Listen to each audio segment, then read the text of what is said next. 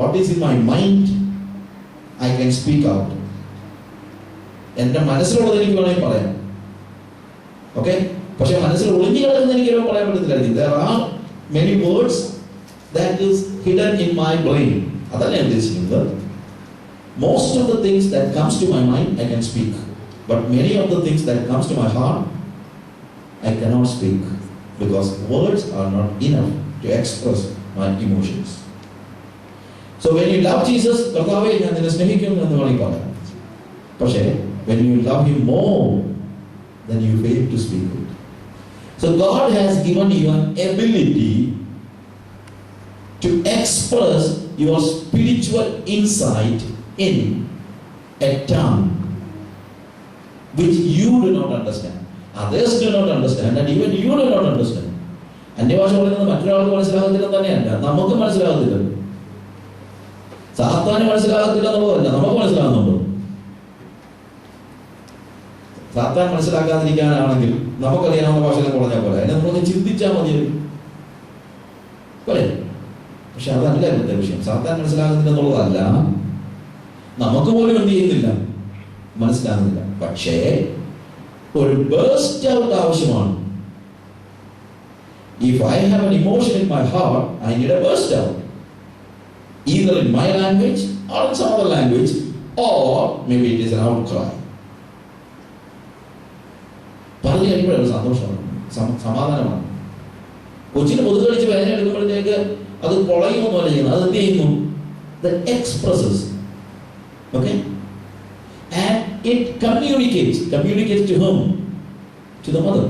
Likewise, എൻ്റെ ഹൃദയത്തിൽ ദൈവത്തോടുള്ള സ്നേഹം വർദ്ധിച്ചു വരുമ്പോൾ എനിക്ക് വേർഡ്സ് ഇല്ലെങ്കിലും ഞാൻ എന്ത് ചെയ്യുന്നറിയാമോ, ഞാനത് as an outburst in tongues I speak out.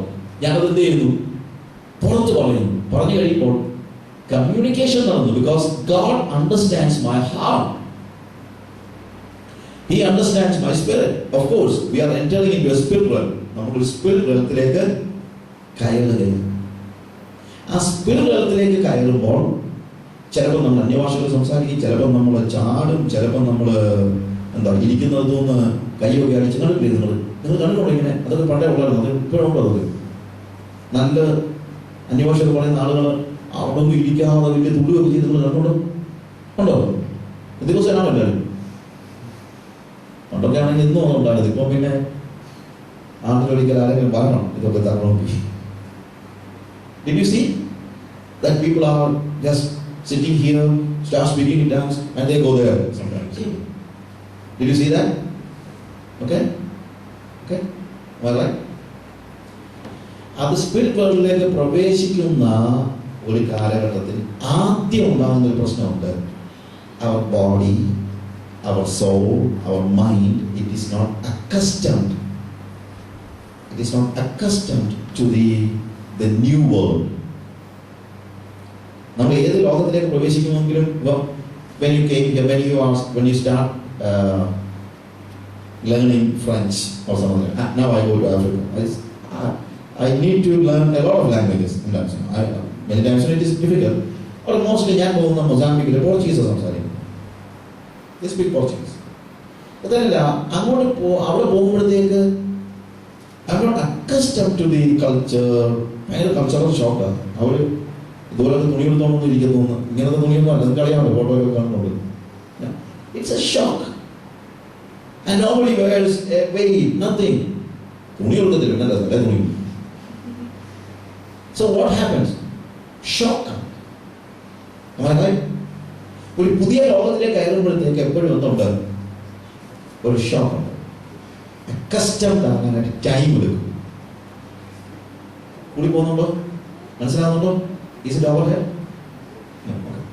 പേടിയില്ലെങ്കിൽ എപ്പോഴും കാര്യം മനസ്സിലായില്ലെങ്കിൽ അത് അതിൻ്റെ അപ്പുറത്തെ പ്രശ്നം. നമ്മളൊരു വലിയ തിയോളജിക്കൽ ഡിഗ്രി ഒക്കെ ഉള്ള ഒരു പാസ്റ്റർ ഗ്രാമീണ സഭയിൽ ചേർച്ച് പാസ്റ്റാർട്ട് ചെയ്യുമ്പോഴത്തേക്ക് പുള്ളി പിന്നെ പഠിച്ചത് മുഴുവൻ അവിടെ നിന്ന് ചില പാസ്റ്റർമാരൊക്കെ എങ്ങനെയാണ് എന്തൊക്കെ പഠിച്ചിട്ടുണ്ടോ അത് മുഴുവൻ വിളമ്പിയെങ്കിലേ അവർക്ക് ഒരു ആശ്വാസമാകുന്നു. ഓളം ലീക്കും പീപ്പിളും എല്ലാം ഈ പാവങ്ങളെ ഗ്രാമത്തിലെ പാവങ്ങളെല്ലാം പറഞ്ഞു കേൾപ്പിച്ച് അങ്ങ് ആകെപ്പാടെ ഭയങ്കര അങ്ങനെ ഒരു പണ്ഡിതനാണെന്ന് അറിയിക്കണമെന്നാണ് പുള്ളിയുടെ ചിന്ത.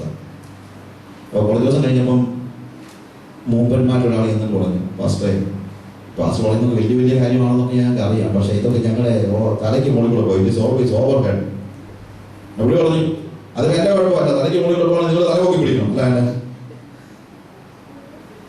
ഉടനെ മൂപ്പന്മാരോട് പറഞ്ഞു, എൻ്റെ പാസ് ഞങ്ങൾക്ക് ആഗ്രഹമുള്ളൂ, പക്ഷെ ഞങ്ങൾ പൊക്കിയാൽ എത്ര പോക്കാനാണ്. പിന്നെ പാസ്റ്റ് ഒരു കാര്യം ഓർത്തിരുന്നാൽ കൊള്ളാം. കർത്താവ് കമ്മീഷൻ ചെയ്തപ്പോൾ പത്രോസിനോട് പറഞ്ഞത് എൻ്റെ കുഞ്ഞാടുകളെ മേയിക്കാനല്ല, അത് ജിറാഫുകളെ മേയിക്കാനല്ല. അതുകൊണ്ട് ഞാനെപ്പോഴും ജിറാഫിനെ മേയിക്കാൻ നോക്കാത്തതുകൊണ്ടാണ് ഞാൻ ഈ ഇടയ്ക്കിടയ്ക്ക് ചോദിക്കുന്നത്. You understand? Okay, you get it everybody? So when you are entering into a new world, it will take time to be accustomed with that world. അതുകൊണ്ടാണ് ഇനീഷ്യൽ സ്റ്റേജിൽ ആളുകൾ അന്യഭാഷയൊക്കെ പറയുമ്പോൾ ഒരിടത്ത് തന്നെ ഇരിക്കാതെ നിരങ്ങുകയും ഒക്കെ ഉണ്ടാകും. പക്ഷെ കുറച്ച് കഴിഞ്ഞാൽ അവിടെ അവിടുന്ന് ചാടുന്ന മറിയൊന്നുമില്ല. ഇപ്പം ഞാൻ ഏറ്റവും കൂടുതൽ അന്യഭാഷ പറയുന്നത് എന്താണെന്ന് അറിയാം? ഡ്രൈവ് ചെയ്യില്ല, ഒരു ശല്യമില്ല. ഏത് സിറ്റികളെ ഡ്രൈവ് ചെയ്താലും എനിക്ക് അന്യഭാഷ പറയാം. എൻ്റെ കയ്യിൽ നിന്ന് വണ്ടി തെളിച്ച് പോകുന്നൊന്നുമില്ല, ഞാൻ കണ്ണടയ്ക്കത്തില്ല, ഞാൻ കറക്റ്റായിട്ട് ഡ്രൈവ് ചെയ്യുന്നത് അന്യഭാഷ പറയും. പക്ഷേ പരിശുദ്ധാത്മശാനം പ്രാപിക്കുന്ന ആദ്യത്തെ സമയത്തെങ്ങാനും വണ്ടി ഓടിച്ചുകൊണ്ട് പോകുമ്പോഴാണെങ്കിൽ ചിലപ്പോൾ ഭയങ്കര പ്രശ്നമാണ്. കാര്യം എൻ്റെ ബോഡി, മൈ സോൾ, ബോഡി എന്ന് പറയുന്നത് മാത്രമല്ല, എന്താ ദേഹി എന്ന് മലയാളത്തിൽ പറയും. എന്ന് വെച്ച് കഴിഞ്ഞാൽ my body, my mind, my intelligence, my ability to, no, it's not the spirit, but all the other things together.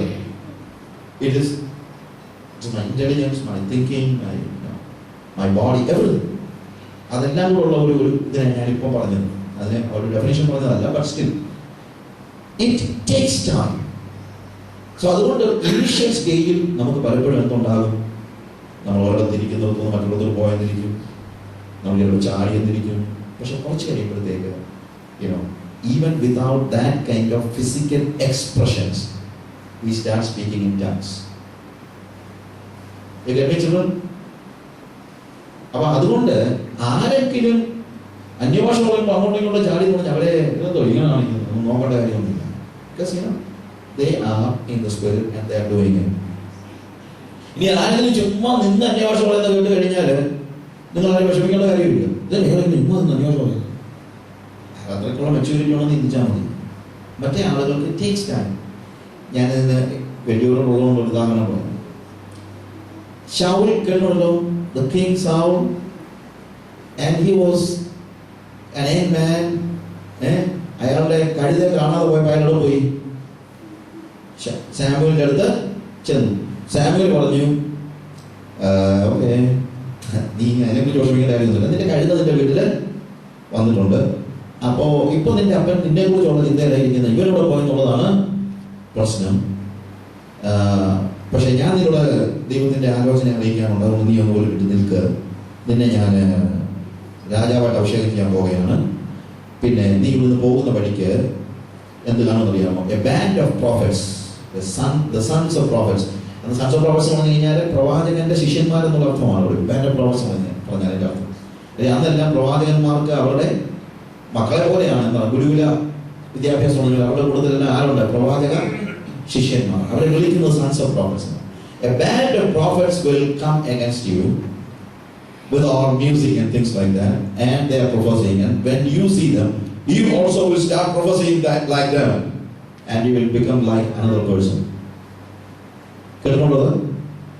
അവനും നിങ്ങളും നീയും ആൾ മാറിയവനെ പോലെ ആയി തീർന്ന് പ്രവചിക്കാൻ തുടങ്ങും. ഇത് ചെന്നപ്പോൾ ഇതേപോലെ തന്നെ അവർ വരുന്നത് എങ്ങനെ അറിയാം? വീണ, തപ്പ്, കിന്നരം, ഡ്രം, എന്തൊക്കെയാണോ കൈത്താളം, അല്ലെങ്കിൽ ഓൾ ഗിറ്റാർ, മ്യൂസിക്, ഇന്നത്തെ പറഞ്ഞു കഴിഞ്ഞാൽ ഉള്ള അല്ലെങ്കിൽ പരിപാടികളെല്ലാം കൂടെ വെച്ചുകൊണ്ടാണ് ഇവരുടെ പ്രവചനം. അവർക്ക് ഇതെല്ലാം കൂടെ വെച്ച് ആടിച്ച് മിന്നിച്ച് പാട്ടിന്റെ ഡ്രമ്മിന്റെ ഒക്കെ ആ ഒരു ഹയർ സ്റ്റേജ് വരുമ്പോൾ they start jumping and they start prophesying.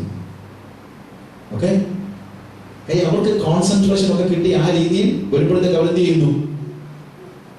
അന്യഭാഷകളിൽ സംസാരിച്ചു വെച്ചു, they started prophesying. സാമുവേൽ എന്ന് കഴിഞ്ഞപ്പോഴത്തേക്ക് സാമുവേലും ഈ മ്യൂസിക്കിന്റെ ഒരു വലിയൊരു ലോകത്തിലായി.